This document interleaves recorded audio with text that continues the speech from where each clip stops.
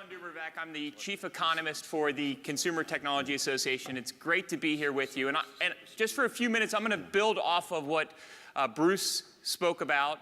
We'll then follow up with a joint Q&A between the two of us. I should note that this presentation, as well as all of the presentations, will be available on the registration page. So you'll be able to go there presumably later today and have access to all of those. So let me begin with a quote from Woody Allen. Just because you're paranoid doesn't mean they're not out to get you. I think this is how a lot of us feel when it comes to jobs and automation. And so I think it's worth diving into some of the research and looking at some of the broader statistics around how things are shaping up. I have a rule not to sound like an economist before 9:30 or after 11, so unfortunately, since we're in that window, you're going to get the economist in me. This is a look at corporate compensation as a percent of what we call corporate GDP. So this is essentially how much of the value add that corporations in America create is going to the employees. And you can see for a very long time, going back to just after World War II, it hovered right around 63%. And that was true until about 2005, 2006, when it started to decline. And it's been much slower. Now, we've seen it recover a little bit.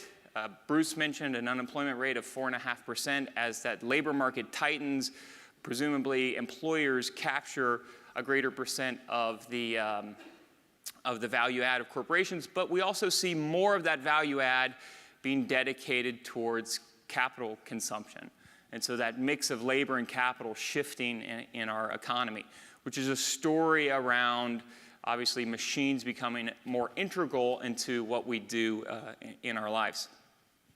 I'll hit on some of the academic research. David Otter of MIT did some fabulous work looking at how jobs have shifted and ultimately the polarization of our workforce. If you look at the spectrum of jobs by their class of skills, you can see employment gains over several periods in that task-intensive, low-income, kind of low-wage series of jobs. And then over time, what we had seen, especially early on, was that the more that was required of jobs, we saw improvements in employment gains over time. That, over time, we've seen that hollowing out. So this is essentially that job polarization story that we see. You see growth at the low end, you see growth at the high end, and you see that shift starting to move up over time. So in the 1980s, jobs losing worker share fell in the 45th percentile. Today, it's closer to the 75th percentile, so it's starting to erode in what we have historically considered higher skilled, higher waged jobs. And yet, right now, very few jobs could be fully automated with the current stock of technology that we have in place. This from McKinsey, only about 5% of jobs could be automated using today's technology, while about 60% of jobs could have some 30% of their tasks automated. And so I think that's really where we'll start to see the influx of automation and of digitization, if you will, is that it will impact certain pieces of our job, certain pieces of our skill. So moving forward, the jobs of the future really will be a collaborative effort between humans and machines. We've seen job growth primarily taking place in what we consider non-routine work. So this is a chart of job growth over the last 20 years indexed to May of 2007. So you can see the last 10 years and the 10 years prior to that. And it hasn't been just knowledge workers that have seen growth gains in employment. It's also been in what we would consider manual, non-routine work. So this would be things like dentists, hygienists, and others that are doing relatively manual work, but it's non-routine. So they have an adaptive environment. And you can think about how that's played out in the economy. Consider something like replacing your windshield. For new cars and a new vehicle, most of the windshields are put in using robotics. If you've seen anything that's taken place in the manufacturing facilities of large auto manufacturers. Most of the times they're using robotics, but if you crack your windshield and you have it replaced, you don't take it to where the robots are, right? It's an adaptive environment. Each situation is unique, and so we're still primarily using labor to do that. And so I think that is also indicative of where job growth will take place, is in these non-routine areas where we require adaptive human thought and adapting to what's happening in that environment. I think another key theme here is that we have this looming economic growth gap. Over the last 50 years, the economies of the G19 plus Nigeria have grown about 3.5% on average per year. Half of that has come essentially from labor growth, and the other half has come from productivity gains. If you look at projections over the next 50 years, labor growth is expected to contribute only about 1/10 of a percent point in that gains. And so if we have productivity gains of 1.8%, you're looking at economic growth for the G19 plus Nigeria of right around 1.9%, or almost half of what it has been over the last 50 years. So moving forward, if we want to maintain economic growth consistent with the last 50 years, not only are we going to need all of the people working, but we're also going to need all of the machines working together. We're going to have to make up a significant amount, and all of that will show up in productivity gains driven by the right use of capital.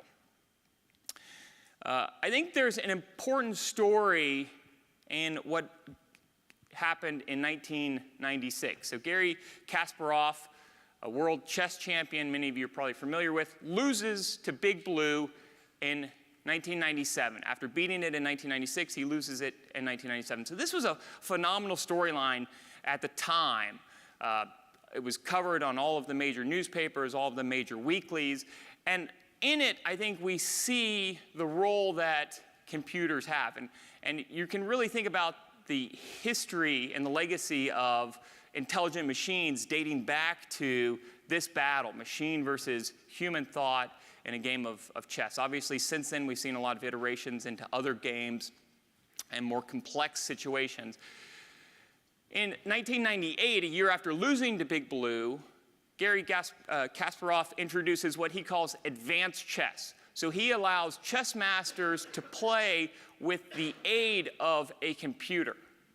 And then in 2005, chessplay.com introduces a tournament with a very high stakes called freestyle chess. So this essentially allows for anything to take place. You have the basic rules of chess, but you can use computers. And so because of the large pool in play, a number of grandmasters from around the world got involved. But the outcome was interesting. You had two amateur chess players playing together using 3 computers at the same time, beat out all of the grandmasters, all of the computers that joined into that tournament. And so the quote, I think, from Kasparov is telling of where the future goes in humans working together with machines. Weak human plus machine plus better process was superior to a strong computer alone, and more remarkably, superior to a strong human plus machine plus inferior process. So it isn't just capital being deployed, and it isn't just humans working, but it's tying those together in the right mix, in the right context, in the right way. And so as we look at how we train workers in the future, it's about how do we train them to work collaboratively with the machines that are going to be integral to the roles that we're going to have. And we've seen, Garry mentioned, and others today have mentioned that jobs change over time. In 1950, there was almost 100,000 elevator operators in the United States. There's almost none today. It's a job that's shifted because the technology has shifted. So in order to keep up with the times, it's important that we train individuals to think and to add value to these environments that are increasingly being digitized. And these are just a couple of the examples of where I think things start to go. Kiva Systems, obviously, is a great example, purchased by Amazon. And you can see how the warehouse moves around the person packaging the Amazon packages. So it's actually capital being deployed in that warehouse setting to move the shelves to the individual picker, rather than running around with a pick list throughout the warehouse to pick up the items. Improving the productivity of that individual worker with the deployment of capital. Da Vinci, which just recently announced stellar quarters with increased sales, is a machine that is involved in surgeries together with a surgeon. So it's a surgeon working together with capital. And you're seeing other robots as well, many of which we saw at CS. So I'll end there with those examples. I'll invite Bruce back on stage, and we'll have a minute or two for any questions from the audience.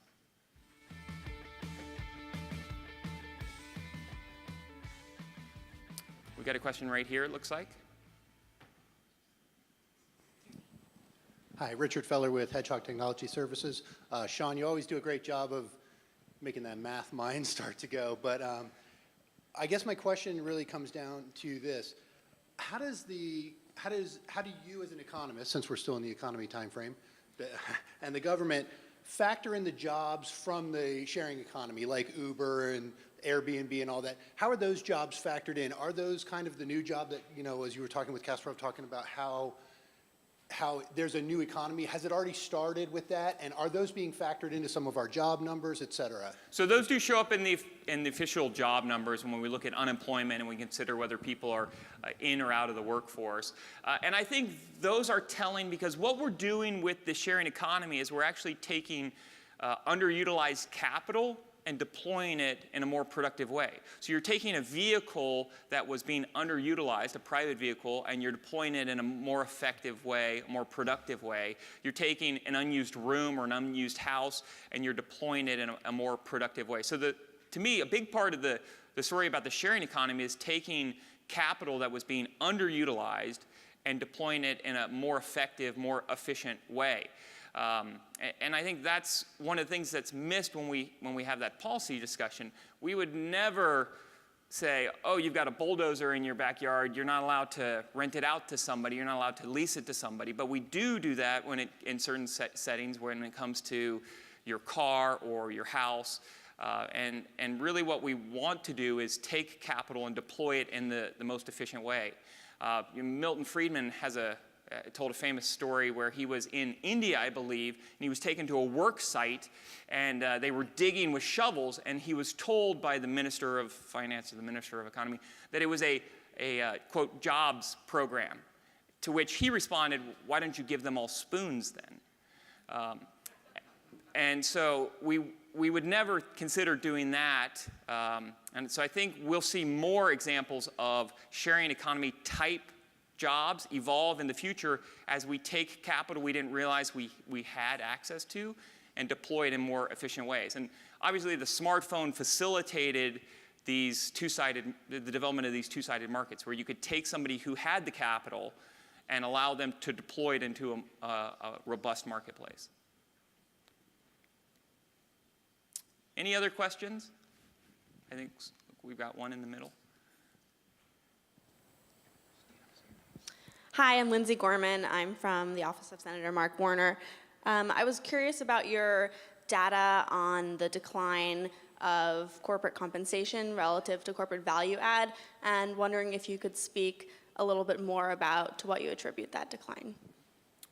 So I think there's probably a couple of things that could be driving that. One is it just a cyclical phenomenon that going into the recession and then ultimately coming out of the Great Recession into what was a relatively mediocre recovery, companies were able to add value. So we saw growth in profits and growth in other kind of value add metrics. But they didn't necessarily pass that on to their employees for a number of reasons. One, because the labor market, there was a lot of slack in the labor market, so there wasn't these upward pressures that we typically see in a tight labor market where employees can go out and demand higher wages, or they'll move to different jobs in order to garner higher wages. And so because we had this tremendous slack in the economy and the labor market, in particular, companies retained that value add or deployed it into other ways, which is capital. So the offsetting metric there over the long term has been essentially depreciation, capital consumption. Companies shifting a little bit of that equation between how much of a value add goes to labor and how much of it goes to capital. So I think that's part of the story.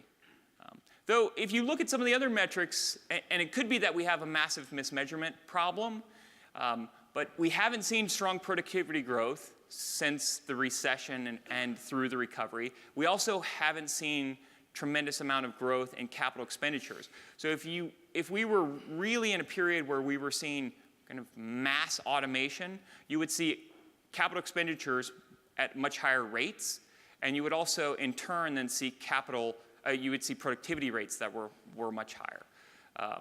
So I think one of the great concerns out there is that technology has changed in such a way that the jobs won't be able to keep up, that the human race can't keep up with the rate of change. That hasn't been true for hundreds of years. The concern is that now it is suddenly true. Not all of the statistics, and certainly the ones I just mentioned, growth in capital expenditures and growth in productivity, support that premise. It looks like we're making these changes as needed. Could I ask a question? Please. Gary Shapiro. First, could either one of you talk about the changes in demographics given our aging population and the impact or not if we have reduced immigration on the economy and jobs? And second, could you talk about the changes that we know are certain that are coming, such as a self-driving car and AR, VR, artificial intelligence, things like that? Yeah, Bruce, do you want to hit on something? Yeah, I mean, I think that a number of those technology waves are surging.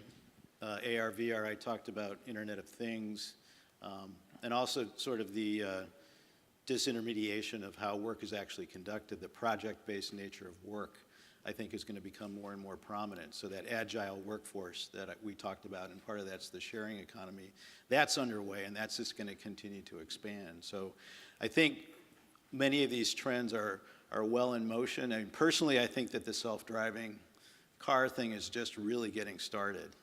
Every day I open the newspaper and I see another set of companies committing resources and goals towards reaching that. And it's global too. It's not only, it's with trucks, it's with automobiles, so it's gaining a lot of traction. I think a couple other things that we see coming are, I didn't talk about this, but there's also a tremendous investment in HR technology. Last year there was $2 billion in venture money pumped into startups. There were over 400 deals done in this country. And I think some of that technology will start to impact how talent is found, how it's retained, and how it's trained. So I would watch that space as another example of how things are going to shift and become more interesting. Yeah, and just to add a couple points to points Bruce made, the storyline I tell around the glooming economic slowdown globally across the G19 plus Nigeria is a story around demographic shifts. So demographics, when you had a robust growth in, and this is less a story about immigration and more a story of aging, when you had a robust labor market and younger cohorts of individuals, about half of our growth over the last 50 years was driven by labor growth. Over the next 50 years, at least for the G19 plus Nigeria, so this includes some of the largest countries, right? It's the United States, but it's also Indonesia and India and others. Labor growth is only expected to be 0.1% added to that growth story. So that as the workforce ages, more of that growth will have to come from productivity-enhancing technologies and ultimately from capital. And so as I look at jobs moving forward, the jobs we're going to want to focus on are jobs that complement this digitization well. So it's jobs that work well in an environment that requires dynamic interaction with computers or other systems. This doesn't mean everyone should be a programmer. It simply means that your jobs will increasingly be infused with elements of technology. So things, tasks, skills that can be easily codified are easily then learned and done by computers. It's the non-routine type of our jobs that are difficult to codify and then therefore difficult to drive by computers. I think all of us in the room would probably say we do more multitasking today than cohorts prior to us. That to me is a sign of dynamic, changing and labor environments where you have to do non-routine work and your work is always shifting across different spaces. And so we've done that naturally to adapt to this environment where technology is taking over some of the more rudimentary, routine type of activities. Maybe one last question if we have time. Oh, okay, sorry. Hi, Rick Lane. As a son who's graduating college in a couple of weeks, I'm very interested in the future of work. So if anyone has a job, no, just kidding. But one of the concerns that when I look at the charts is that a lot of the jobs, obviously, you're talking about, VR jobs in VR, AR, software engineers, and so forth. But there's a large percentage of kids who are graduating in the next few weeks and in the next few years who are not going to have that skill set, a STEM skill set. So from a monster perspective, and when you're looking at your data, what do you see kind of a trend line for those? Because what I'd be concerned about is what we start developing what I call an unemployable class. And then the last thing, I think point that you made, I agree. I think we should stop talking about artificial intelligence and talk about intelligence augmentation, because that's really how we have to look at this, because we scare people when we just say, oh, it's artificial intelligence and replacing jobs. I think we really need to get the message about intelligent augmentation where we are working together and trying to figure out what those next steps are. So I have kids that have just graduated not too long ago myself, so I've been through some of this, and I tried to point them towards things like coding, and they went in the direction of stuff like culinary and TV and broadcast. But I think even within tech, and I didn't break out the jobs this way, but some of those occupations are middle skill jobs. And that skills mix I talked about, which is a blend of technical and soft skills, I think employers, especially adept, smart employers, are hiring more for skills. And so maybe someone lacks a little bit of the technical experience, but if they show the right set of soft skills, that can be very appealing. So that could be getting into some form of computer coding. That's where there's something like the boot camps, these kind of things that come in and plug gaps can be effective. And other things like computer user support positions are useful. And those other industries too, like electronic shopping, that's a huge industry. Retail is declining in the brick and mortar sense, but the e-side is growing rapidly. Companies like Amazon, we know companies like Alibaba coming into this country and starting to hire. So you really have to kind of look at the companies you want to go after, probably first and foremost, and then you can target a job search around that. But I think there are ample opportunities, and as we highlighted, the market right now is quite good. I mean, research from others for graduates this year points this to being one of the best years since like 2006, 2007. So the overall environment, it's competitive, but there's a lot of opportunity.